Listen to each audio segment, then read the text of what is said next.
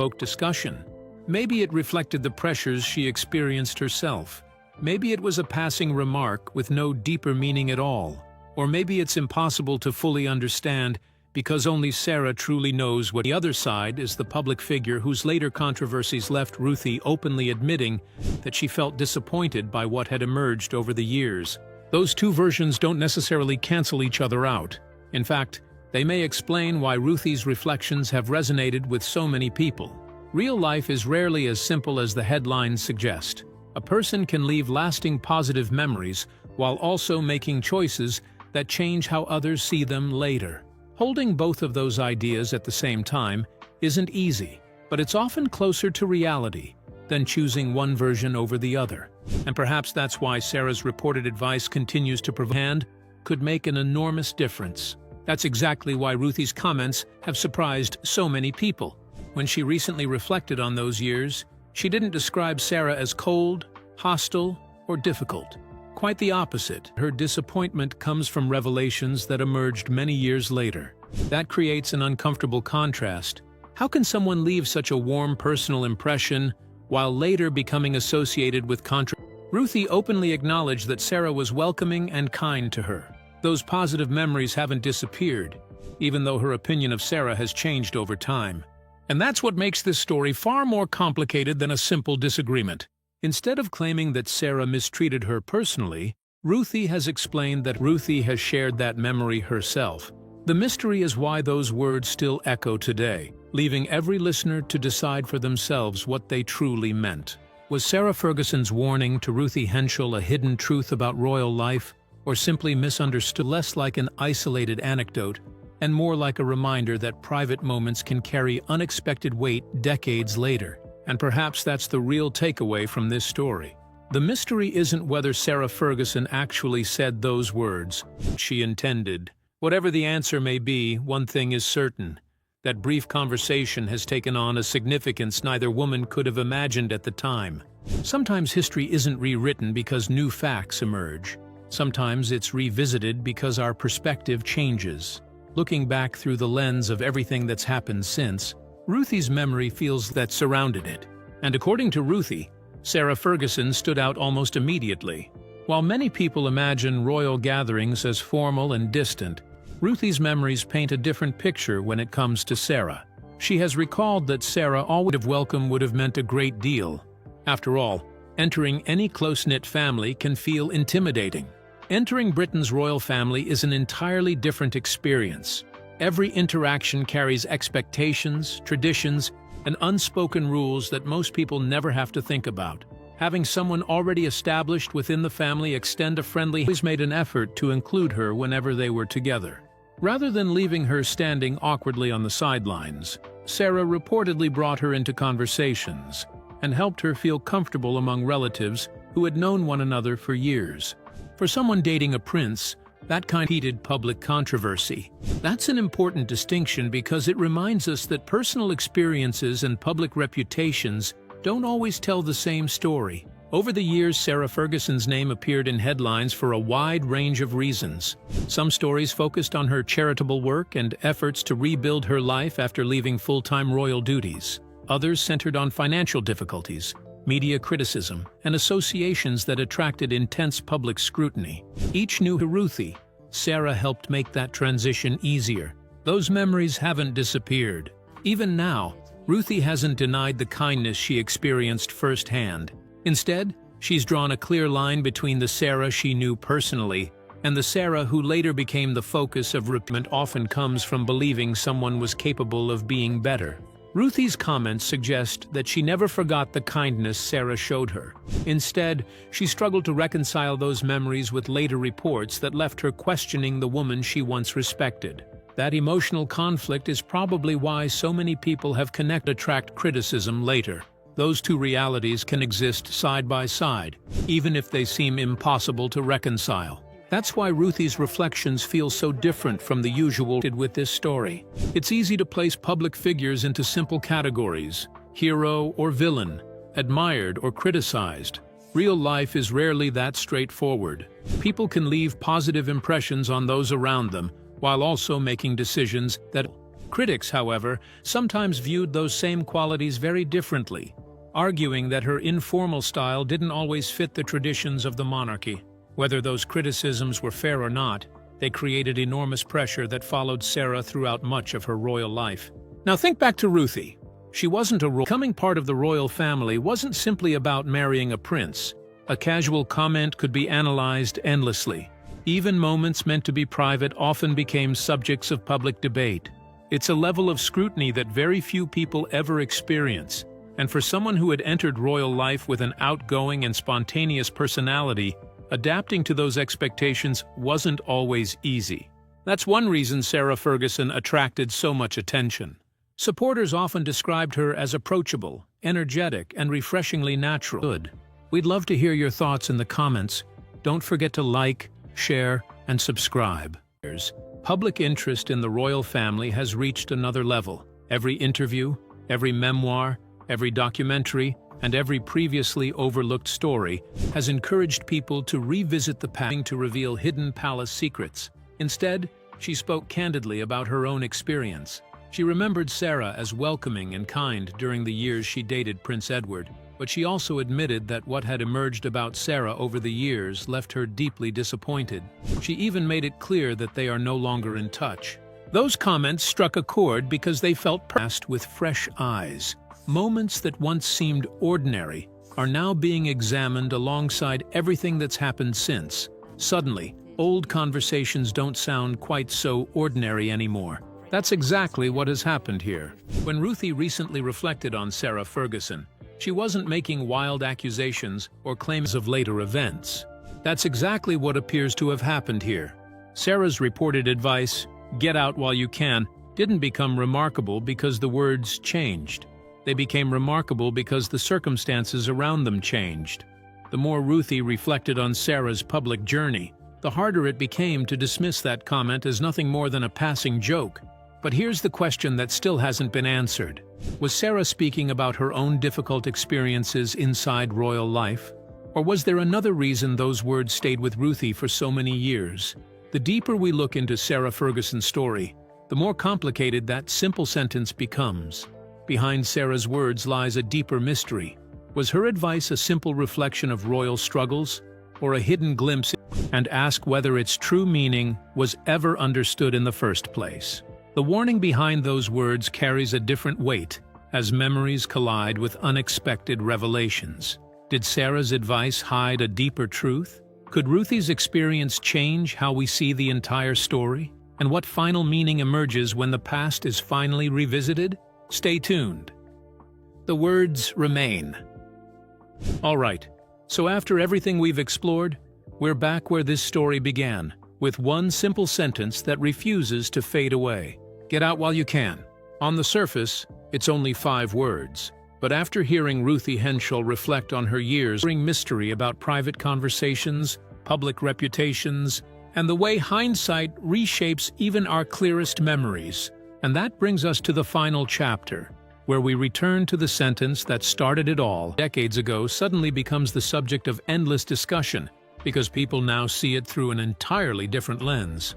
Ruthie's recollection appears to fit that pattern perfectly. Her story hasn't changed. Sarah's reported words haven't changed.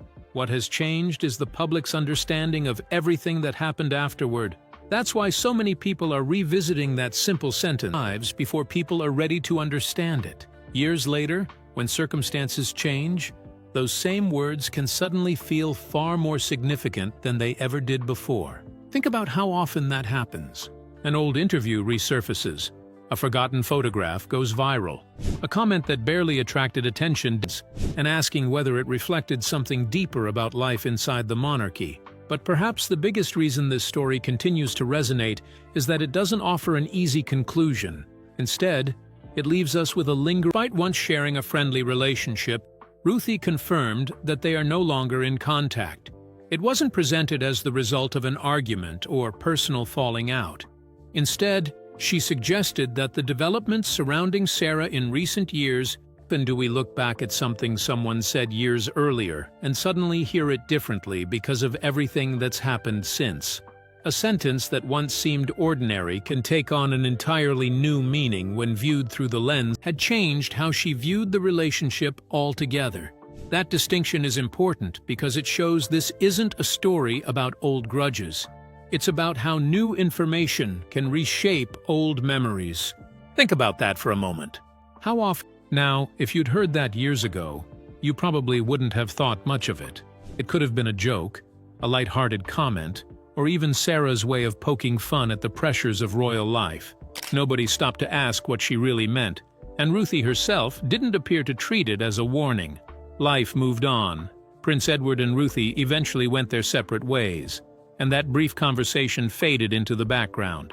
But today, people are hearing those words very differently. Here's why. Ruthie wasn't someone watching. Ruthie Henshall has spoken publicly about Sarah Ferguson before, but one particular memory has suddenly become the center of attention. Looking back on her time around the royal family, Ruthie recalled that Sarah once gave her a piece of advice that seemed almost casual at the time. According to Ruthie, Sarah looked at her and simply said, "Get out while you can," able to discuss publicly. The important point is that these are possibilities, not established facts. Neither Ruthie nor Sarah has claimed to reveal every detail behind that conversation, and without that context, nobody can honestly say exactly what Sarah intended. Nobody can honestly say exactly what Sarah intended. But that's often how hindsight works. A conversation that seemed ordinary decades ago can feel completely different after years of public events reshape how people remember the individuals involved. The words stay the same, but the meaning people attach to them evolves with time. But she was dating Prince Edward and spending time around the family. She was beginning to understand the unique environment that came with that relationship. Maybe Sarah was acknowledging just how difficult life inside the royal family could become. Or perhaps she was reflecting on struggles she felt unable. This isn't a story built on bitterness. Instead, it's built on contrast. On one side is Sarah, Ruthie remembers personally, a woman who was friendly, inclusive, and kind enough to make someone dating Prince Edward feel comfortable within unfamiliar surroundings. On the positive memories she has of Sarah. Even while explaining why she no longer keeps in touch with her, she has continued to describe Sarah as someone who welcomed her warmly during those early years. That's an important detail because it reminds us of periods of intense scrutiny. Years passed, headlines came and went, and what once seemed like an ordinary remark slowly became something people wanted to understand. But here's what's interesting. Ruthie has never tried to erase the years. People remain fascinated by her story. As a result, Ruthie's reflections arrived at a moment when many were already looking back at the history of the York family from a new perspective. And that's where timing becomes everything. Sometimes, a story isn't ignored because it lacks importance. Sometimes, it's simply personal, rather than sensational.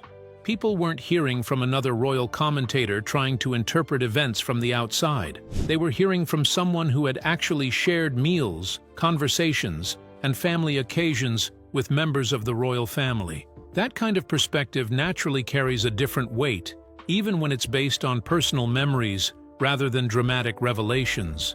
At the same time, Sarah Ferguson continues to attract public attention whenever her name appears in the news. Whether the discussion centers on her public appearances, her relationship with the royal family, or the controversies that have surrounded her over meeting senior royals, and witnessing the atmosphere that outsiders rarely get to see. Although she never officially became part of the royal family, she came close enough to understand the unique pressures. She was spending time with them. That distinction matters. It's one thing to form an opinion based on newspaper headlines. It's something entirely different to experience people behind closed doors, away from cameras and public appearances. Ruthie found herself attending family occasions, who unexpectedly found herself stepping into one of the world's most closely watched families. Their relationship lasted for around 5 years, and during that time, Ruthie wasn't just reading about the royal family into pressures behind palace walls. What did she truly understand about life inside the monarchy? And what revelations could change everything we thought we knew? Stay with us. Looking back differently. Now this is where the story becomes much bigger than one conversation. Up to this point, while you can. But when you look at the life she was living at the time, it's not difficult to understand why people are revisiting that moment today. Sarah had already experienced firsthand how demanding life inside the monarchy could be. We've been looking at Sarah Ferguson's reported words through Ruthie Henshall's eyes. But what if those few words weren't really about Ruthie at all? What if they reflected Sarah's own experience of royal life? That's a question no one can answer with certainty. Sarah has never publicly explained exactly what she meant by saying, "Get out royal headlines." She isn't asking people to ignore Sarah's controversies, nor is she pretending her own positive experiences never happened. Instead, she's acknowledging both sides of the story. She remembers Sarah as someone who welcomed her with kindness, but she also admits that later events changed how she viewed that friendship.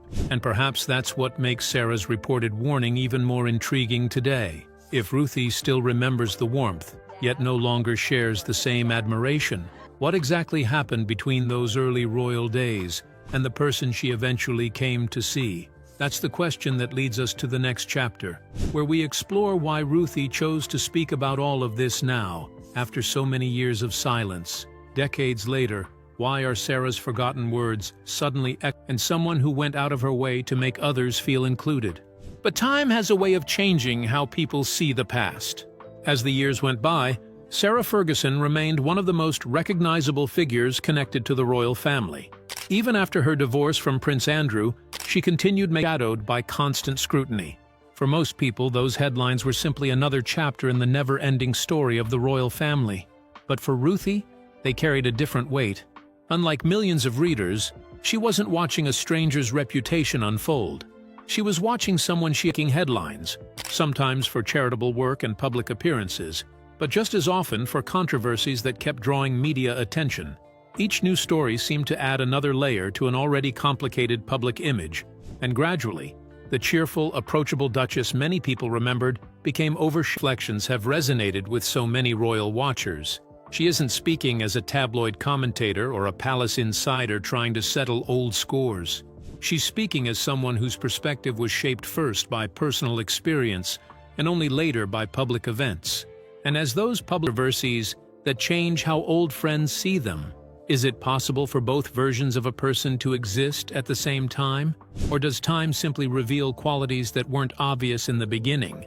Those questions don't have easy answers, but they do explain why Ruthie's events continued to unfold. Ruthie found herself looking back on one particular conversation with Sarah in a completely different way. That quiet warning no longer felt like an offhand remark. It started to sound like something much more revealing.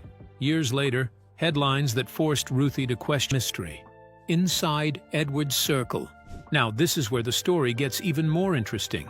Before Ruthie Henshall became known as Prince Edward's former girlfriend, she was simply a successful West End performer either. Yet that's precisely what makes this story so fascinating. One short sentence, remembered decades later, has reopened a conversation that many believed had long been forgotten. And as we'll soon discover, that wasn't the only reason Ruthie eventually began seeing Sarah Ferguson in a completely different light. Ruthie saw a side of royal life few outsiders ever witnessed. What secrets did those private moments reveal? How deep was her connection to the palace? And what discovery would challenge everything she thought she knew next as events begin unfolding? Let's unravel them what they meant.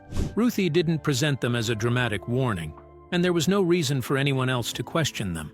They were simply part of a private conversation between two women whose lives briefly crossed inside one of the worlds around the royal family.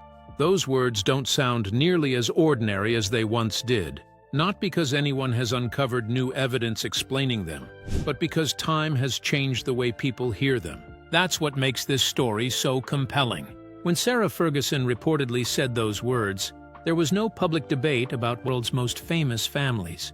Then life moved on. Prince Edward and Ruthie eventually ended their relationship. Sarah Ferguson's own journey continued, bringing moments of public success alongside genuine sadness that someone she once respected had become associated with so much controversy. She also revealed something else that surprised many royal watchers. She had actually known someone who had welcomed her into family conversations, someone who had once offered her advice that, at the time, seemed almost insignificant. And that's why her recent comments have attracted so much attention. Speaking openly about Sarah years later, Ruthie admitted that she found what had emerged about the former Duchess deeply disappointing.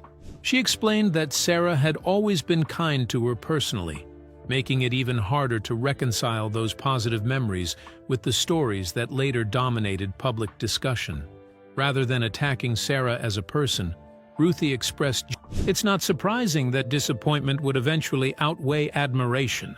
And that's exactly the word Ruthie has used. Not anger, not resentment, but disappointment. There's an important difference between those emotions. Anger usually grows from feeling personally wronged. Disappointment have been easy to watch. Imagine remembering someone for their warmth and generosity, only to see years of news coverage slowly replace that image with something far more controversial. Headlines seemed to shape public opinion a little more, until many people no longer remembered the lively, approachable figure who had once been welcomed into the royal family with so much optimism. For someone like Ruthie, that transformation couldn't be the personalities behind palace walls. That meant she wasn't judging Sarah Ferguson from newspaper headlines alone. She knew her personally. In fact, Ruthie's early memories of Sarah couldn't have been more positive. She described Sarah as warm, welcoming, and seeing the royal family from the outside like the rest of us. She spent around 5 years in a relationship with Prince Edward during the late 1980s and early 1990s, a period when she became familiar with